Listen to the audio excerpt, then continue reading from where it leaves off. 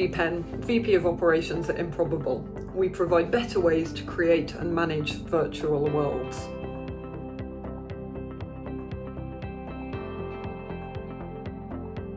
A secret that not many people know is actually I didn't leave university wanting to come and work in the technology and business space. I actually wanted to be a theatre and documentary director, and managed to get myself off the ground and raise money and won a couple of awards to go and make documentaries in Uganda and the Lebanon.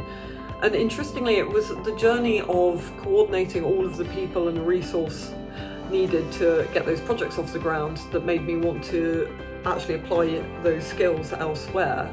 After getting frustrated with the pace of the arts sector, I decided that actually I really enjoyed the business side of what I'd been doing and wanted to look at where else I might be able to go and build my career.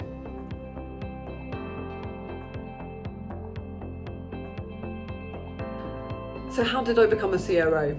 Well, I started out in business development. I decided that understanding how companies made money and spent money was a pretty good place to be, and that business development meant that I could get close to people who controlled the purse strings. And I was lucky enough to start my career in a number of startup environments in the agency space. So we're doing production work for big advertising agencies. But because they were startups, it was very much all hands to deck. Everything from managing recruitment and facilities to project management and delivery, alongside trying to help those companies make money. And so I went through a journey of working with a number of different agencies and getting them up and running off the ground, and was fortunate enough to be part of a joint venture. And that deal really taught me a huge amount actually about how do you scale businesses and different paths to building businesses and the challenges that come with mergers. After that point, I was fortunate enough to join a software as a service business and worked as their managing director with a focus on really helping them scale and launch overseas. And that was the point at which my focus was less on business development and the sort of general operations and much more on how do you operationalize and professionalize a business so that it can scale up. As that company expanded and it became obvious that we needed more vertical expertise and leadership, particularly when you sort of hit that 70 to 80 headcount mark, we took the decision to create a C-suite there, and I moved into the COO role.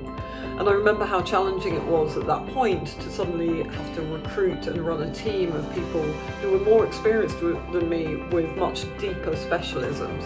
And I quickly learned at that point that my role was much more about questioning, helping join the dots, and guiding the team to focus on the right areas whilst letting them be heard and do their jobs the best they could.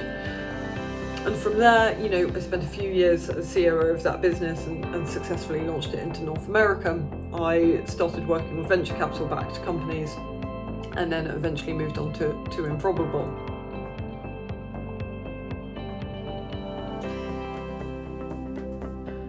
So a typical day, I like an early start. I'm somebody who likes to get to my desk before 7 a.m. and use that time to really reflect on my priorities for the day. I tend to review my inbox, think about my to-do list, look at my calendar, make sure that every meeting that's scheduled has an agenda and where relevant has pre-briefings to make sure we're making the most of the time. And I'm constantly sort of looking at my priorities and the team's priorities to ensure that in a fast-moving environment that we're making the most of our time and we're focusing on the right things. I try as much as possible to keep the morning for some desk time to work on different projects around our OKRs, our objectives and key results, to really ensure that we're moving the business forward in the right direction. We actually implemented this as a project in and of itself last year to just try and create more focus time in the day as everyone was getting overscheduled in meetings. So where possible, we try to keep the mornings free for working on project-based work. And then from lunchtime onwards, it tends to be a series of meetings that tend to often be cross-functional projects right the way across the business, and tend to be a combination of sort of working in the business day to day and working on the business as we look at sort of mid to long term requirements. Then towards the end of the day, I tend to like to have a bit of fresh air, listen to a podcast. I'm a big fan of the Tim Ferriss show. I personally find it really interesting to listen to other people and their journeys within their businesses. It sort of reminds you that we all fail, we all face many of the same challenges that come with scaling businesses, and also you sometimes get some really useful tips. And then I tend to always finish a day with a daily review. So what actions from meetings do I need to take or follow up on? What needs to be communicated to who? What have I learned that may change my priorities for the remaining days in the week? And as much as possible, I try to get close to inbox zero at the end of each day.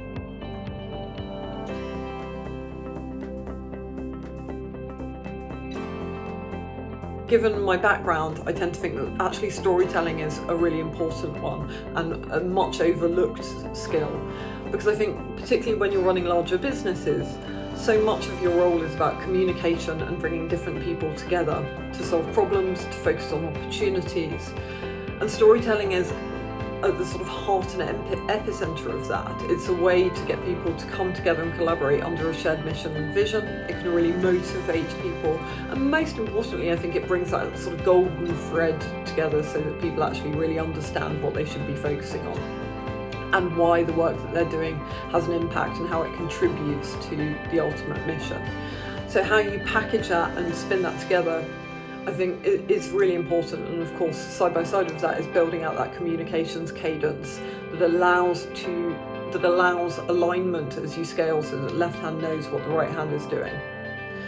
Of course, strategy is a theme that comes up as a skill, and it's a really hard one to define, I think, but actually it tends to be a lot about seeing the bigger picture. And again, as companies scale, you're trying to help them move from being reactive to proactive. And that's about anticipating the threats and opportunities that are beyond the horizon and bringing the right people together to address them. And I think it is a skill that can be built up, that sort of muscle memory, to not just focus on the here and now, but to really start to anticipate the challenges that may be coming. I think accountability is also a bit of an underrated skill, and I talk about this a lot in terms of role modelling. You know, we all need the ability to get shit done. Many of us are working in high growth environments, and actually that ability to deliver on your promises, to show that actually, you know, you can be accountable as you expect your team to be accountable. It allows you to show what good looks like, but also actually the ability to know when to get things shipped and done is really, really important, given how many things we find on our plates day to day. And then I guess perhaps the fourth one I was thinking about was commercial acumen. You know, fundamentally these businesses are here to make money, and I think for many COOs, our jobs are to come in and help increase velocity without compromising quality, and whilst bringing in efficiency so that you can improve your gross margin. We know we need to know how to balance the books, and that's all about managing risk and reward. And again, I think it's a bit of an overlooked area, that actually how do you balance financial growth with opportunity? So that commercial acumen piece, and then sort of again coming back to that role modelling point, how do you then cascade that down right the way across your business so that people understand how to manage risk and how to manage money?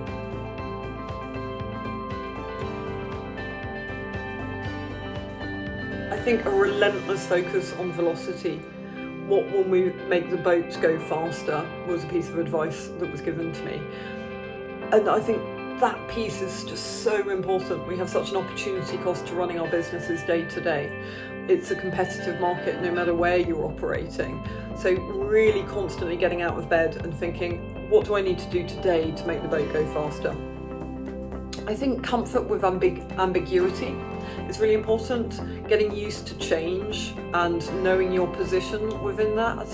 And certainly as you're sort of looking at your career growing, knowing where you sit within a business and how that business is going to change around you and how you can adapt to that change can be really challenging as these companies grow. But trying to keep up with that growth of pace, knowing when to give away your Legos is really important. And then I just think boundless amounts of positivity and humility. We all make mistakes. We're all trying our best day to day, and you know, often building businesses is really hard, and as a COO you're on the front line faced with challenges. every day, and making as many mistakes sometimes as you make successes. So being able to laugh your way through it and enjoy the work and create a positive working environment and learn the lessons as you go, but not take it too hard, I think is really important.